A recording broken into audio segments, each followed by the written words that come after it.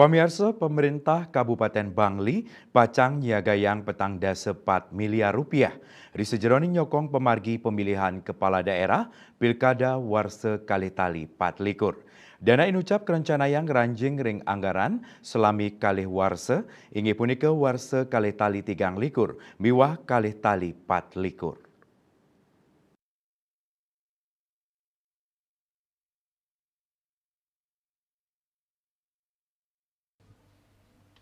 Kepala Badan Kespangpol Kabupaten Bangli Made Karmen Jaya Maosang nganinin indik pemargi pilkada warsa kalih tali 4 likur paikatan dane sampun nerima proposal anggaran sane kajuang KPU Bawaslu Kodim miwah Polres Bangli ageng nyane pabuat dana sane kajuang KPU Bangli inggih punika 3,4 miliar.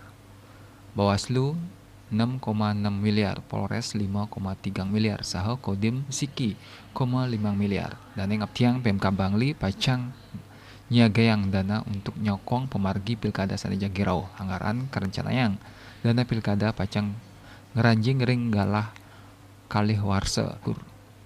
Inggih punika APBD warsa kalih kali 3 likur, mewah APBD warsa kalih tali 4 likur.